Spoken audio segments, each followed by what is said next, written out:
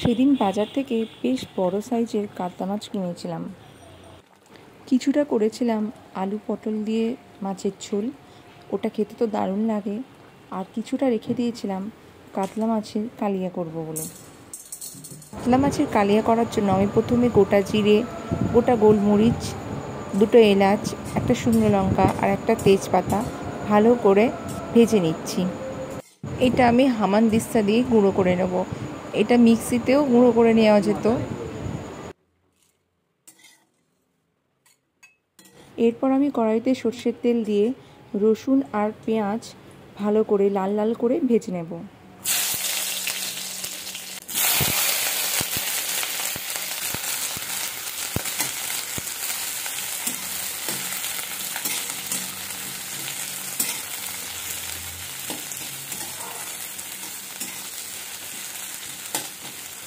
রসুন আর পেঁয়াজ ভাজা হয়ে গেছে লাল লাল করে। এবার আমি এটা মিক্সিতে অল্প করে পেস্ট করে নেব।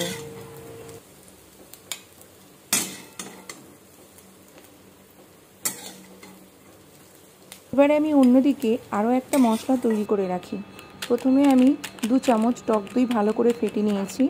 তার মধ্যে কাশ্মীরি লঙ্কার গুঁড়ো 1 চামচ, 1 চামচ দিয়েছি হলুদ গুঁড়ো, 1 চামচ দিয়েছি ধনের গুঁড়ো।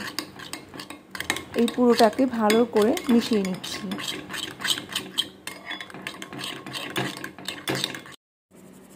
এবারে আমি কাতলা মাছগুলোকে নুন আর হলুদ দিয়ে মাখিয়ে কড়াইতে ভেজে নেব।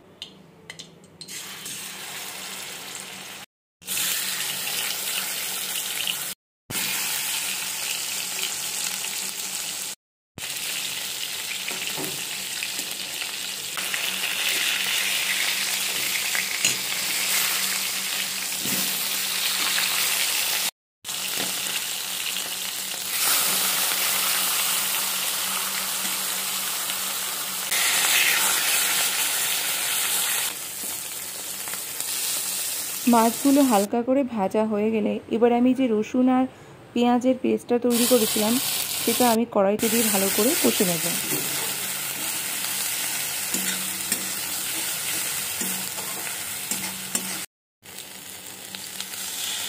পেঁয়াজ আর রসুনটা ভালো করে কষা হয়ে গেলে দই আর লঙ্কার গুঁড়ো, হলুদ গুঁড়োর যে পেস্টটা তৈরি করে রেখেছিলাম সেটা আমি দিয়ে দিলাম।